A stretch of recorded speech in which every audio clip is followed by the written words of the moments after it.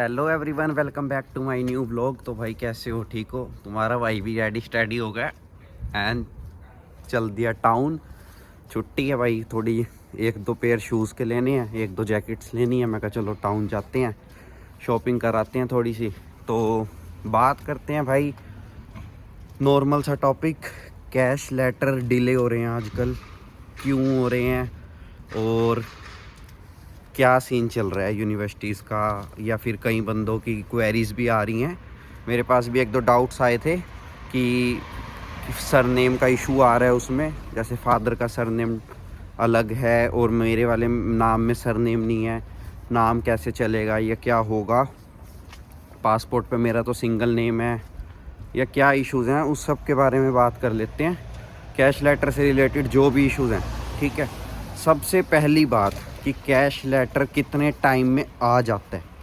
देखो, जब आप अपनी फ़ाइल सबमिट कर देते हो, फ़ीस वगैरह यूनिवर्सिटी को पे कर देते हो, उसके बाद आपको एक कैश लेटर इशू हो जाता है, जो कि इशू होने का टाइम होता है यूनिवर्सिटीज़ के ऊपर 10 दिन से 15 दिन के अंदर अंदर वो आपके पास आ जाता है। और कितने दिन वो पहले आता है आपकी क्लासेस से, लगभग लगा लो 20 से 25 दिन पहले आपकी क्लासेस से उसके आने के चांसेस होते हैं कि वो 20-25 दिन पहले आ ही जाता है। कई बार लेट भी हो जाता है। उसके रीजंस जो होते हैं वो यही हैं कि क्वेरीज़ लाइक कि फ़ंड चेक कर रहे हैं वो, तो सोर्स ऑफ फंडिंग पूछ लेते हैं, वो आपको मेल करते हैं। मतलब जो आपका पोर्टल होता है ना, उसके अंदर आपको मेल आ जाती है, कैश लेटर जैसे इशू करते हो। अब ऑस्ट्रेलिया जो जाते हैं उसमें आपको एक मिलती है हैप आईडी। उसके अंदर क्या होता है, आपका मेडिकल सबमिट होता है, आपका सारा डाटा उसके अंदर होता है, वीज़े से रिलेटेड, फ़ाइल से रिलेटेड। फिर बात करते हैं कि कनाडा में होती है जीसी की। जैसे मैंने तो ऑस्ट्रेलिया भी फ़ाइल लगाई थी, कनाडा भी लगाई थी, तो भाई मुझे पता है उसमें होती है जीसी की के अंदर आपका क्या होता है, सारा कुछ होता है। बायोमेट्रिक अपडेट होता है, अपना मेडिकल अपडेट होता है। ये शोर आ रहा है ना गाड़ियों का, ये देख लो रोड, मैं बस स्टॉप तक जा रहा हूँ। तो ये सारा कुछ उसमें अपडेट होता है। अब जैसे ही अपडेट उन चीज़ों में होता है, ऐसे ही कि यहाँ पे आपका जो कैश का पोर्टल होता है ना, उस जो आपकी मेल पे होता है, उसके अंदर आपको मेल आती है नॉर्मल फ़ोन पे कि आपके कैश का जो पोर्टल है उसके अंदर कुछ अपडेट हुआ है। फिर आप उसको खोलते हो, उसके अंदर आप अपना कैश लेटर ट्रैक कर सकते हो कि वो कितने % पे है, 1% पे है, 2% पे है, 60% पहुंचा है।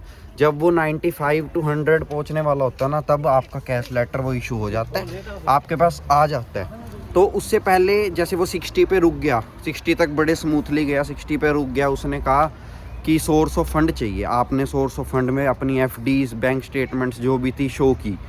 अब ये ऐसा नहीं है कि अगर वो पोर्टल आपके अपने हाथ में है ना, तो उन्होंने आपसे मांगा, आपने डॉक्यूमेंट उठाया, पीडीएफ में उनको भेज दिया। नहीं, सबसे पहले क्या करो, अपने एजेंट से कंसर्न करो कि भाई तूने क्या दिखाया है सोर्स ऑफ फंड, हमारी अपनी स्टेटमेंट के अलावा कोई लोन तो नहीं दिखाया।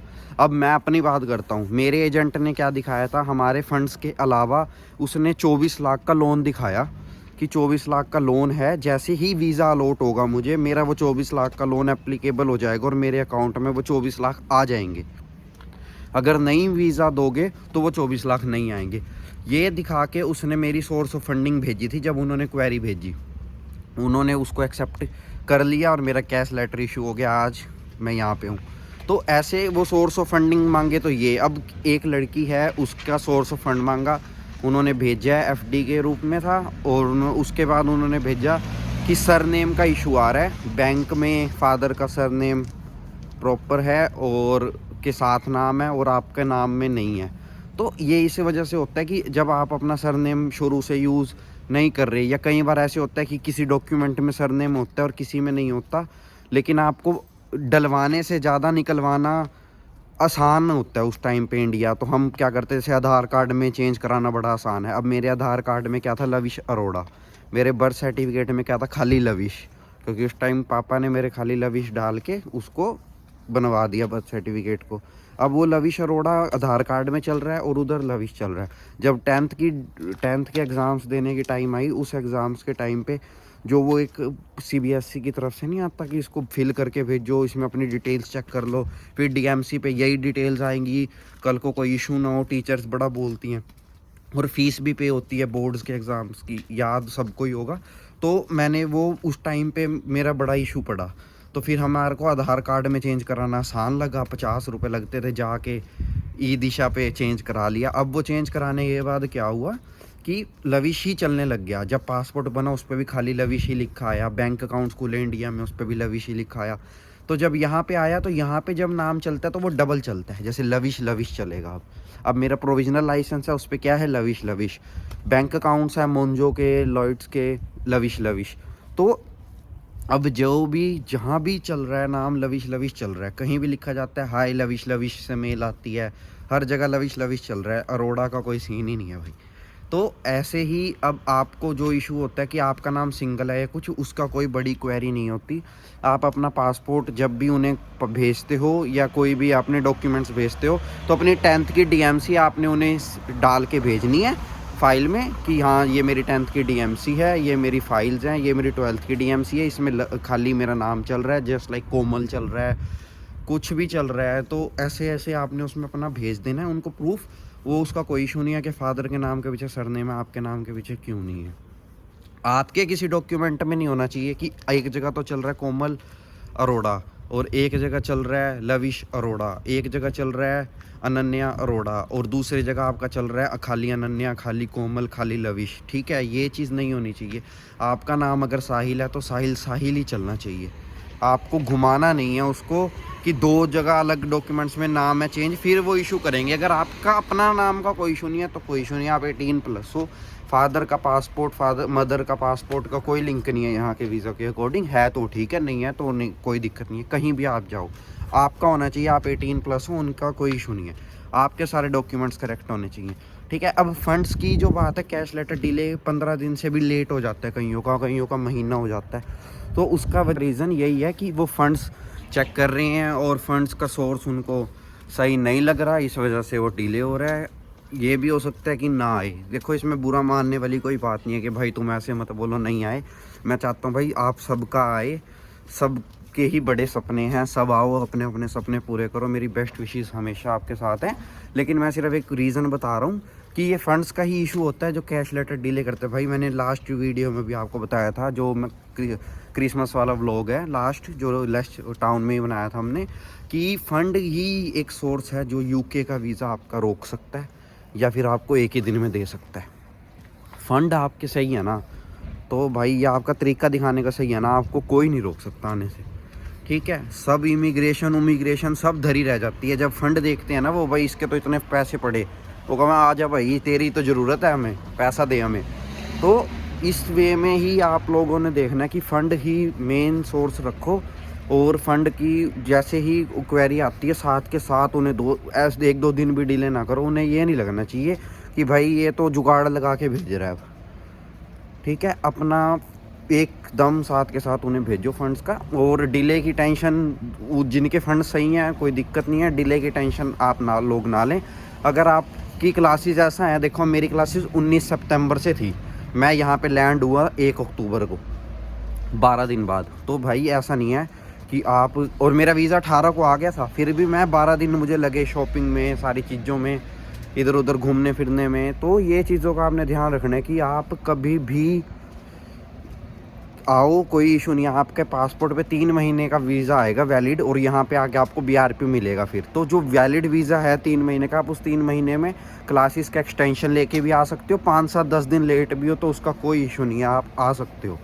ठीक है, बाकी जल्दी मिलेंगे नई वीडियो के साथ। अगली वीडियो में मैं बात करूँगा टर्मिनल्स की और फ़्लाइट्स की, और इसके लिए बने रहे। चैनल को लाइक, शेयर एंड सब्सक्राइब कर लेना। उस दिन रात को आए थे तो कोई दिख नहीं रहा था बंदा, और अब दिन में हाल देख लो तुम भी, भीड़ देख लो कितनी लग रही। टाउन ना हो गया, सब्जी मंडी होगी इंडिया की। उस दिन में वो राइड्स भी नहीं चल रही थी ना, ये देखो रात को राइड्स नहीं चल रही थी, उस दिन में चल रही है। लेकिन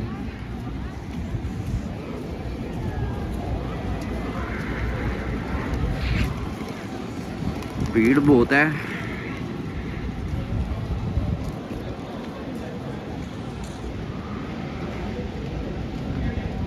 लेकिन अच्छा है।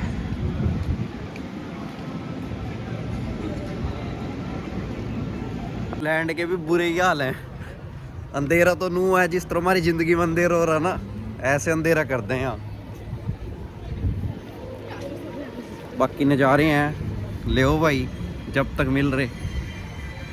मेन तो यार जैकेट थी, मैं कहा चलो जैकेट ले लो पहले। अब चलते हैं भाई, कहीं कुछ खा लेते हैं। सबसे पहले ये देख लो, जो तुम इंडिया से लेके आते हो ना महंगे महंगे फ़ोन, जिद करके भाई अब हम जा रहे हैं, अब तो हमें दिला दो ये वो, भाई यहाँ आ जाओ, यहाँ मिल जाएंगे।